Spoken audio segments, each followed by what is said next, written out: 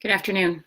Thank you for joining me and for making it through this soggy week here in the Berkshires. Looks like there's a little more this weekend, but I don't want to be the weather person here. So, how about the weather and the energy that's going on right now? I love patterns. I love picking up on the patterns that are happening within a person and their own individual story experience. I love seeing the patterns in human nature, and also the patterns that are going on in the energy fields. And there's a pattern to pretty much everything. And when you love them as much as I do, it becomes a constant joyful expression, and also like it's not necessarily a game in that things are very flippant, but something that becomes fun for me. So when I'm seeing people and I'm seeing patterns and I'm seeing them within myself even, I get excited because there are things that you can do if those patterns are things that aren't supporting you. And well, there are things that you can do to get some patterns that will support you. So this week, what have been seeing in myself, in others, as well as in the energy that's flying around, is that I'm seeing and hearing a lot of fear. And I try to find a different way around that. But sometimes there's fear. And this fear seems to be located in the area of not allowing or not being able to or allowing ourselves to move forward. And every day you're moving forward because the calendar moves forward. You get up, it's a new day. That's forward movement. There's an emotional stuckness, though, if that's even a word, that is happening. And I'm seeing that people are saying they want to move forward. They can feel it within, and but yet they can feel the tug of war to old beliefs, old patterns. Very common. This is going to show up in just about every area of your life at some point if you're at all paying attention. So when it's been happening this week, and I'm talking to each person individually, including myself, the subject matters have seemed to be around being able to identify what is that habit or that belief or that issue that's holding you back, and knowing it's right stinking there and being able to see it, but not being able to move beyond it. So I heard a lot this week from quite a few of my sessions where people were bringing in of their own accord that they were really tired of believing that there was something wrong with them. I get excited when I hear that because that tells me that whomever I'm working with is starting to really see their value, feel their value, know their uniqueness, and really starting to appreciate themselves. So even though there absolutely has to be room for compassion, that they're truly feeling this, I think it's my role or job and my offering to be able to say, well, congratulations, you don't like you right now. Because that little bit of resistance, that little bit of contrast is what can often move our butts forward. So when I'm hearing that I just don't want to feel this way anymore, it means that something has shifted and there's an equal choice happening of wanting to feel a different way. And it's really easy to stay in those old patterns and to stay in what wasn't working. And I think that there's an energy surge happening that is effectively kicking us in the tush to say, well, which one do you want? This is possible every day. Every moment you can decide which way do I want to go. So for instance, when I'm hearing, I just don't want to have something wrong with me anymore, my first inclination is to communicate with the person that I don't know that there's anything wrong with you. There may be something that's out of sequence, it's out of alignment. It feels even crooked inside. But to even believe that there's something wrong with you, you're already starting way at the back of the line. So if we could do a universal repatterning around there is something wrong with me, it would look like this. I forgive my brain for believing that there is anything wrong with me. And then you would take a breath in through your nose and out through your mouth, because we have to create the connection, and we have to activate those neural pathways to get the emotion connected with the belief, and I believe the energy field as well. So anything that you're bumping into that doesn't exactly feel like truth to you, this would be a great place for that level of self-forgiveness, because how are you ever going to be completely in a space of making new choices and moving forward and changing what's going on that you don't like if you don't acknowledge some of the things that are amazing about you, or that you even want to shift it? That moves so much in an energy field to even say, look at me, I am recognizing that I don't like that thing anymore and I want to move it forward. So I have a little bit of an assistant today. So when I'm hearing this and I'm hearing that someone is not liking themselves, I don't get too upset about it, because I don't know how you can make it through your lifetime and not have points where you don't like yourself. There are some days where I'm like, Vicki, you just need to go away because I don't want to be anywhere near you. So, but the idea that you have to identify what's wrong, or we have to suffer through something, or we have to work hard for, which way does my hair go? We have to work hard for something.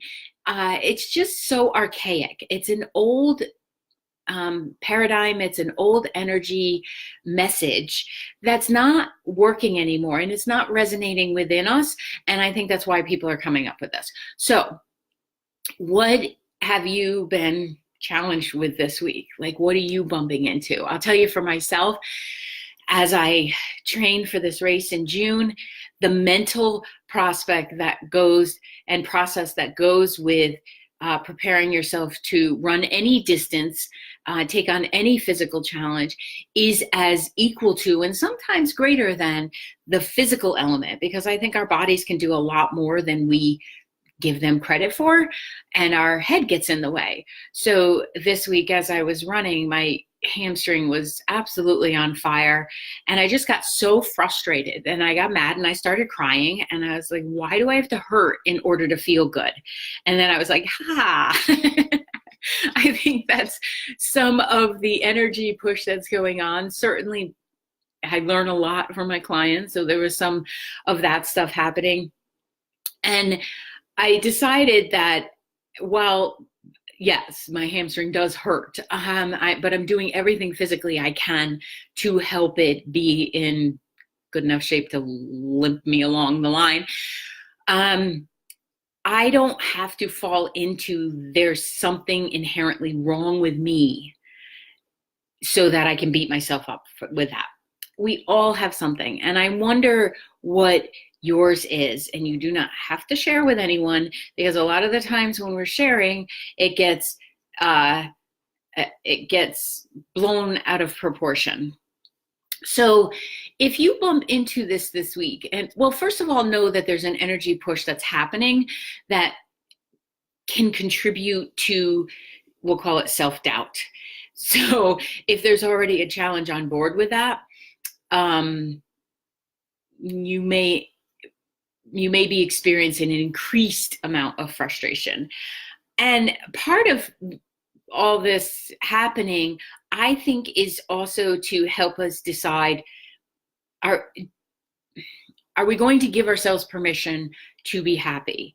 And because I think a lot of the times we come up with things, our subconscious comes up with things to keep us from feeling lit up, from feeling happy, from feeling successful, from feeling like we can, even get all the laundry done in the weekend. And it's a self-limiting belief system that happens there. And just like forgiving yourself for believing that there's anything wrong with you, you can then follow it up with, I give myself permission to allow me to be happy. Make them simple, make your statements simple, because otherwise you just get in the weeds and it gets difficult. You always follow the statements with a breath in through the nose and out through the mouth, whether you're tapping, doing EMDR, doing the belief repatterning, because we have to get the physiological on board to dance with those emotions. And I feel like the self-limiting that we get into is often as a result of the comparison syndrome, and we are lining ourselves up and doing that. The brain likes to do black, white, left, right, up, down. It just likes that. It's fun, right? Patterns. Love my patterns. The brain loves it too. So that to me also falls into the comparison category.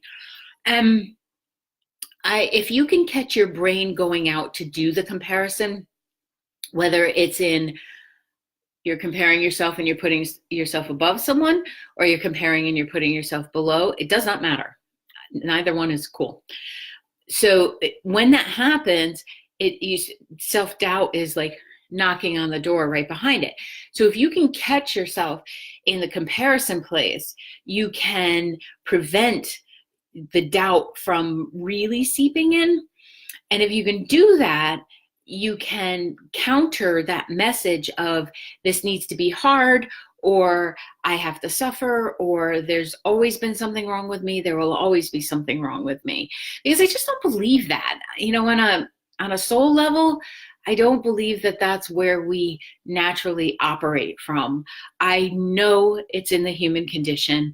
I'm not saying it doesn't happen or we don't experience it as, these beings walking around. I just don't think it's necessary. So I wonder if you want to join me in what I had said to myself this week, yesterday. And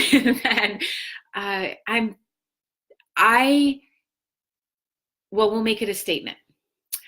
I choose to end the pattern of waiting to be happy. That is no longer serving me. I choose to begin learning how to be happy in the moment I am currently in. Okay? Or I am learning to embrace the feeling of happy. Because if happy is a big jump, we can also go to, I am learning how to feel appreciative. And that's not as big of a jump to happy, because some days you're not going to get there and it's fine. With the repatterning, taking the breath in through the nose, out through the mouth, it calms your system. It allows whatever you're saying to be heard. And this is very portable, and you should be doing it when you're driving or walking or taking a shower. Anytime you feel that critic come up is when we need to start employing the cheerleader and the aspect of you that truly believes in you. So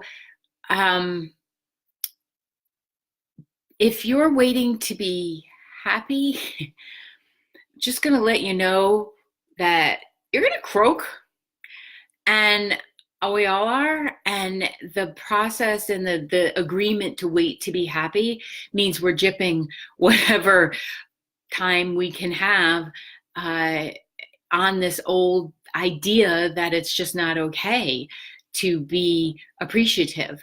I had somebody who texted me, and she was emotional, and I paused for a moment because well, you want to always pause before responding to someone. And I thought, wow, this could be because she's so grateful. She's so happy. She said she was emotional. She didn't say that she was sad or upset or any of those things. And I posed the question, could the emotion be because you're really happy and appreciative of where you are in this moment? And when the response came back, yes, that's what it is, I felt like I learned so much there because, it's I think our natural inclination to go to, what's the matter? Are you okay? Something must be the matter. And it doesn't always have to be. So this week, if you could be in consideration of where you're limiting your own joy, where you're dialing it back for the sake of habit, the sake of practice, or maybe you're thinking you're protecting the other person because if you're completely joyful when they're having a shit week, that might affect them. My feeling is that I can be happy and not overshadow you. You can be happy if I'm having a crappy week, and I want you to, and I want you to share it, because I think that then becomes a game of, I don't know, kinetic joy. So just check in with yourself this week and really follow yourself around and see if you're limiting any of that happiness place, and then make a commitment to yourself that you're going to learn to not do that any longer, and then see what shifts in your life, because the energy will follow. And not only will you feel more lit up, but you'll start to manifest, you'll start to create, and it starts to catch on. And then maybe we could get into this practice of being, really enjoying our lives. All right. So one of the things that I was happy about this week is the podcast hit. As of now, it hit 1,100 listens. So from yesterday to today, we had 100 more listens, which is just blowing my mind and so exciting. So this morning I recorded an extra episode, and it's up now. So if you haven't checked your stream today, it's there if you've subscribed. So it's a guided meditation, because in order to feel grounded, in order to feel joy, we have to be in our bodies. And it's a meditation that I've done a couple classes over the years, probably more than a couple classes over the years, that people just absolutely enjoy. It's like 8 minutes long, I think. And keep it or download it and keep it on your device so that you can refer back to it. And it's also a great mechanism. I didn't talk about this on the podcast, but it's a great way to have your energy field be buffered by other people's sadness, by other people's crabbiness, and just general poopy cells. So check it out. And if you haven't subscribed, please do so. Leave me a review or a message of what you would like to cover. And eventually these Facebook Fridays will bounce around. Well, they're not going to bounce around. Eventually Facebook Live will bounce around to different time frames, and the podcast will replace most of these. So I hope you have a wonderful weekend, and that you celebrate it and whatever works for you, and that you stop waiting to be in your life, because this is your life. So if you're waiting to be in it, you're negating it. And that your soul deserves to have a human buddy who's willing to see just how much joy it can squeeze out of this human experience. So, I am going to go start my weekend. It's early this weekend, and I am very happy about that. So I hope you have a great one. Thank you so much for tuning in. You ladies are amazing, and I'm so grateful that you're part of my community. And Miss Leah says goodbye. Bye.